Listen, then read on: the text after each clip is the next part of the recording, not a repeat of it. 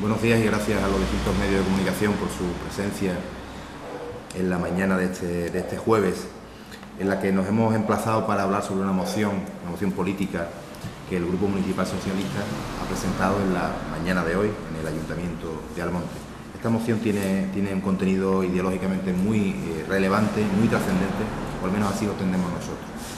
Y lo tiene porque se refiere a lo que entendemos básico y fundamental y a lo que entendemos también que es el origen y la piedra angular, el nudo gordiano de la calidad de vida y del derecho al bienestar constitucionalmente reconocido e invocado en nuestra Carta Magna, como es evidentemente el derecho a un salario, el derecho a un trabajo digno, el derecho a un bienestar suficiente que garantice pues esos principios de igualdad, no solamente ante la ley, sino entre y dentro de el marco de la sociedad, del marco constitucional y del marco cívico en el que todos nos desenvolvemos en este país. Dicho esto, el contenido de esta moción va a ser a continuación explicado y desglosado tanto desde el aspecto más puramente social, es decir, en el impacto que en la primera línea tiene, la primera línea asistencial, la primera línea de necesidad de los ciudadanos. Digo que va a ser expuesto por mi compañera Carolina Cabrera, concejala del ramo y del área social, y a continuación, para cerrar, pues será desglosado y especificado más técnicamente por el concejal de Hacienda, gran conocedor de esta materia y desde luego responsable directo junto con nuestra alcaldesa de la presentación de esta moción. Como digo, estamos hablando de una moción que propone al gobierno central, propone y exige la implantación, la creación, la implementación de un nuevo modelo salarial. Un nuevo modelo salarial que tenga mucho más que ver con el aspecto realmente productivo de la economía, como es el trabajador, es decir, no cabe una economía productiva, competitiva, de mercado, y menos en un mundo de globalización como el que tenemos, si no es con un mercado laboral, con una situación estructural a nivel económico que tenga como punto de partida al propio trabajador y que lo tenga como punto de partida desde el punto de vista de la dignificación de sus condiciones laborales, empezando por el salario. Es decir, no es de recibo, no se puede asumir como una victoria, que en todo caso sería como mucho una victoria pírrica, el que la economía, efectivamente, del año 2013 hasta ahora, pues, está experimentando, y así lo indican o lo demuestran los grandes indicadores macroeconómicos, está experimentando una evolución al alza, lenta pero paulatina, pero qué duda cabe que está siendo, o al menos así, como digo, lo explicitan esos indicadores macroeconómicos, está siendo a costa del trabajador. En definitiva, hay un relanzamiento de los indicadores macroeconómicos de mercado, pero que no está en correlación con ese incremento salarial. Y os pongo un ejemplo objetivo, derivado y subsumido de, como digo, de los datos macroeconómicos. Hay una subida paulatina, progresiva, de los indicadores de la productividad media nacional, que habla de que un trabajador medio, un trabajador tipo, pues ha incrementado su productividad anual media bruta en 7.040 euros, desde el año 2008 hasta ahora. En cambio, el salario bruto medio por año se ha visto incrementado desde el año 2008 hasta ahora en 220. Fijaros el desequilibrio tan significativo, tan llamativo y tan dramático al que nos estamos refiriendo. Por lo tanto, entendemos que es una cuestión absolutamente prioritaria y que debe ser abordado con urgencia, con inmediatez y con todo el rigor y el empeño por definitivamente solucionar esta problemática, que dé y que devuelva a los trabajadores en general pues el poder adquisitivo y por extensión la calidad de vida que fue desde luego robada, usurpada a la clase trabajadora a principios de la crisis.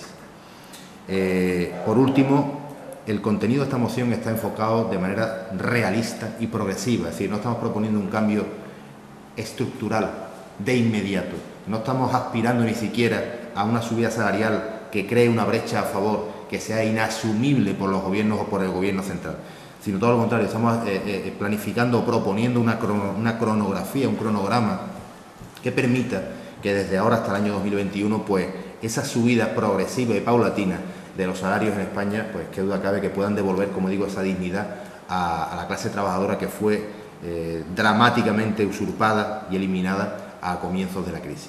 Yo, sin más, le voy a dar la palabra a mi compañera Carolina y a continuación pues ella hará lo propio con el compañero Fran para desglosar más en profundidad este asunto. Gracias. Gracias, Antonio Joaquín.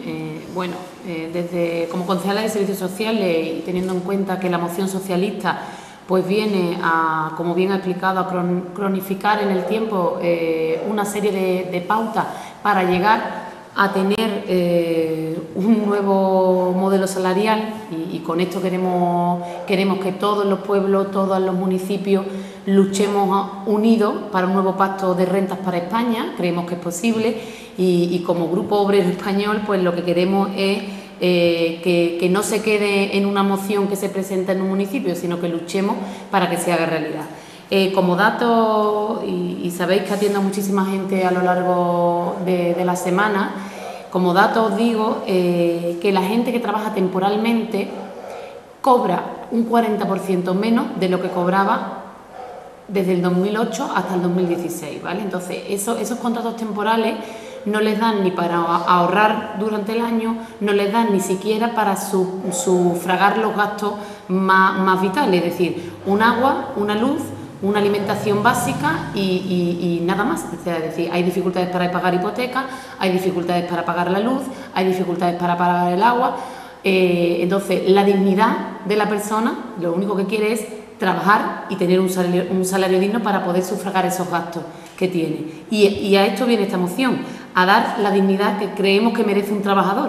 Es decir, desde 2008 al 2016, Antonio Joaquín ha puesto un ejemplo muy básico, lo que se ha subido a nivel de salario es una cuantía mínima para lo que tenía que haberse subido. Entonces, lo que pedimos y solicitamos al Gobierno, en este caso de manera urgente, es que haga una modificación del salario.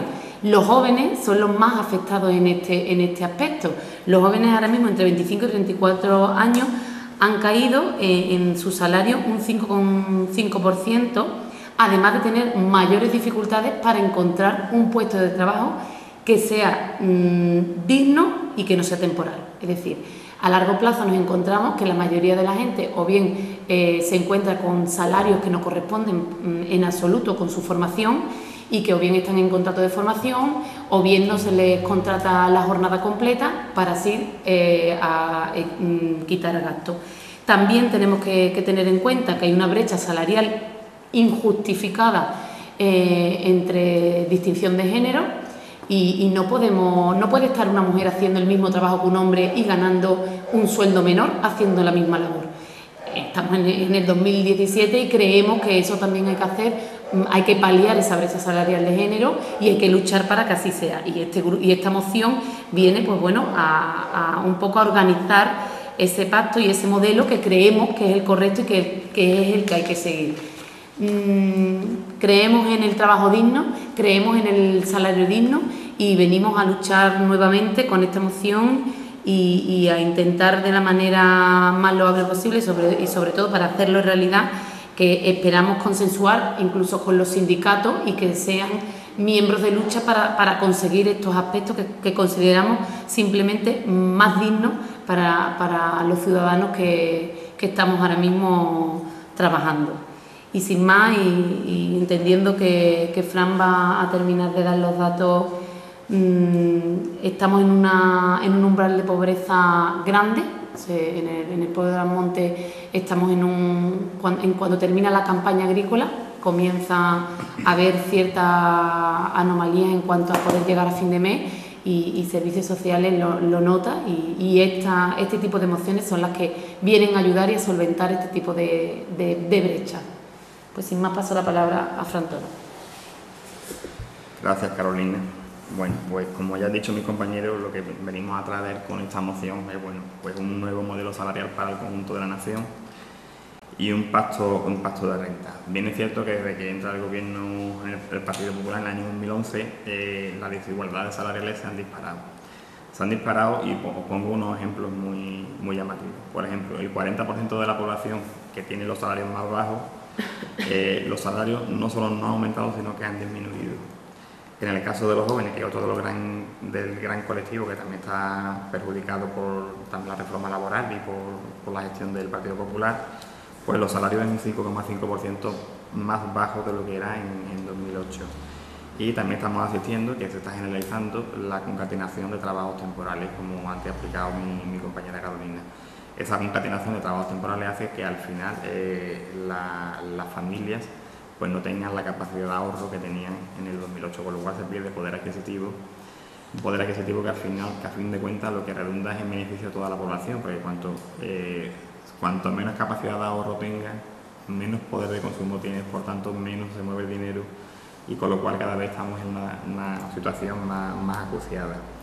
Otro dato también muy importante, que es el riesgo de pobreza, que hemos pasado del 10,8% en el año 2012 al 13,1% en el año 2015. Estamos ahora mismo en la cola de Europa y solamente nos superan países como Grecia y Rumanía, por lo cual somos el tercer país de Europa con mayor riesgo de pobreza. También otro dato muy significativo son las incorporaciones de los nuevos trabajadores al mercado laboral. Concretamente, tenemos los datos de que la gente que se está incorporando a este mercado laboral, su salario es un 25% inferior a lo que lo era cuando se incorporaban en el año 2008. Entonces, ante esta situación que tenemos a la vista, lo que se propone del Partido Socialista es una batería de propuestas encaminadas a mejorar y a paliar estas condiciones y por lo menos a recuperar el nivel de renta que se tenía en el año 2008. Como voy a explicar ahora, esto no es un trabajo de un día, sino que esto tiene que ser un trabajo y un paquete de medidas que vengan en los próximos años a complementar y a paliar esta deficiencia. En el pleno de octubre presentaremos una moción donde se le piden 10 puntos al equipo de gobierno de Mariano Rajoy. El primero de ellos, que lo que queremos es favorecer los incrementos salariales para recuperar en el año 2021 el peso de los salarios en el reparto de la renta nacional. Proponemos concretamente para el año 2018 una subida en torno al 3% y para los años 19, 20 y 21 subidas entre el 2,5% y el 3,5%. Como dato más significativo, por ejemplo, con respecto a los salarios, en el periodo comprendido entre el 2012 y 2016, el nivel de productividad de los trabajadores ha aumentado un 4,7%, sin embargo los salarios han disminuido un 1,9%, con lo cual nos parece lógico que si la productividad aumenta, evidentemente también aumente los salarios en la misma proporción. Otra de las medidas que también vamos a proponer y que queremos hacerle extensiva al Gobierno de la Nación es que subir el salario mínimo interprofesional hasta los 1.000 euros. Actualmente el salario mínimo interprofesional se encuentra a los 707,70 euros y proponemos una subida hasta los 1.000 euros. Una de las propuestas, por ejemplo, sería incrementar 98 euros cada año el salario mínimo interprofesional para llegar a ese nivel de renta. Otra medida que planteamos sería, por ejemplo, derogar la reforma laboral. La tan traída reforma laboral, bueno, que tanto daño está haciendo a la economía española y a la clase trabajadora. Y nos preocupa fundamentalmente tres aspectos de dicha reforma laboral. Pues actualmente priman los convenios de las empresas por encima de los convenios del sector. O sea, nos parece muy preocupante que una empresa, justificando los motivos que ellos crean convenientes, se puedan descolgar del convenio del sector y aplique un convenio mucho más perjudicial para los trabajadores que lo que pueda suponer el convenio colectivo.